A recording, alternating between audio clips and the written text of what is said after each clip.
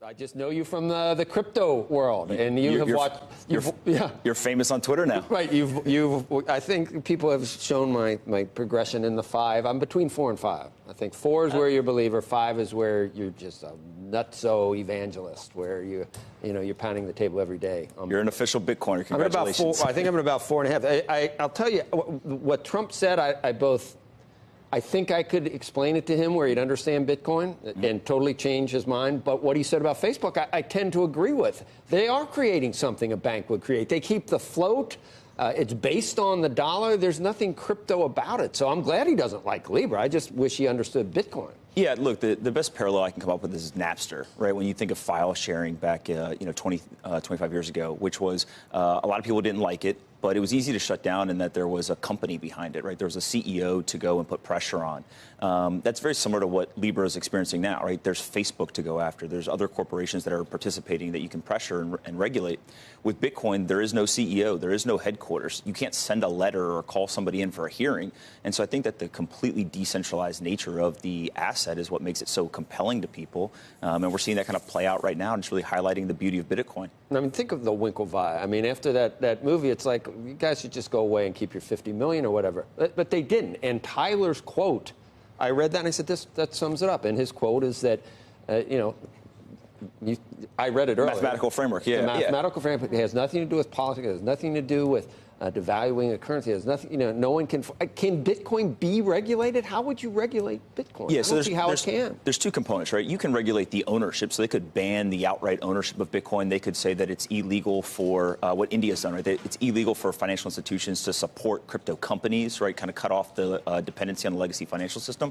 You can't change the monetary policy. You can't change the algorithm that governs the asset unless you have over 51% of people agree to change it. And that's just not going to happen. And so I think that what we're seeing is Bitcoin itself has grown in such a decentralized fashion that it's just too big to fail at this point. I think policymakers are not going to want to destroy it either or prevent ownership of it either, as they finally understand that you could take the friction of transferring money to whomever, you can take it to zero. Like Amazon took retail to zero. You can take that. Do you know how powerful that would be to take that to zero? Unless it puts the Western unions of the world out of business. Well, it's going to put a lot of people out of business. Right, and it causes job losses, et cetera. And then where do you think the politicians are going to stand then? These are the kind of things this is a kind of creative destruction. It's trying to stop trying to stop the machine, the industrial age. Yesterday was such a big day in that you have to remember, gold, for example, is a $7 trillion asset. It's been around for thousands of years.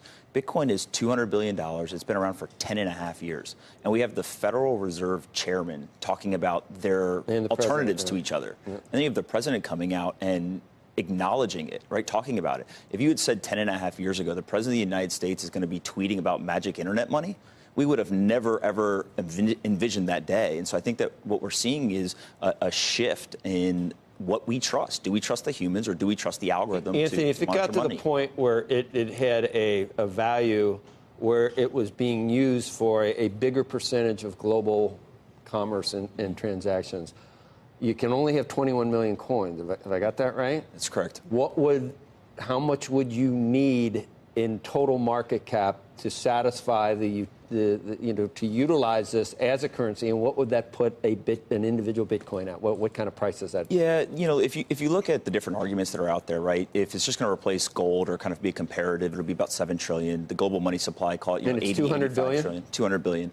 Now, there's an argument that because it is a disinflationary, deflationary asset, what ends up happening is when you have U.S. dollars, right, what you're done is you're incentivized to take your wealth out of dollars and put it into store of value assets, real estate, art, etc.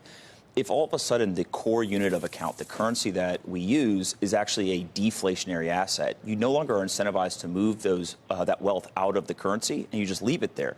And so, as we've seen across a lot of technology companies, Uber, Airbnb, et cetera, they're market expanding technologies, right? It's actually opened up the market cap. And if that happens to money, what we could see is, let's say that we go from an $85 trillion market cap to $125, $150 trillion market cap, and it's stealing that market cap back from real estate, art, et cetera. You're start talking about, Bitcoin being in the $8, $9, $10 million a coin. That's not going to happen tomorrow. right? That's going to happen over a really, really long period of time. One of the but it's raps possible. is that there's only 21 million, and you couldn't use it as currency. Why couldn't you slice each Bitcoin into millions? I mean, You can. They've there's named 100 one of them. I think there's a certain amount. It's called a kernin now. There is. I want there to be. Anyway, the Satoshi is one, right? Yeah. So I'll get you one. The Melissa. You don't want? Well, there's one Bitcoin can be broken down into 100 million Satoshis, Yeah, right? why So it's not? highly divisible. So why couldn't you do that? Well, you can, Buy and buy that's a piece the of gum belief. with a Bitcoin. Anyway, Anthony, they're yelling at me.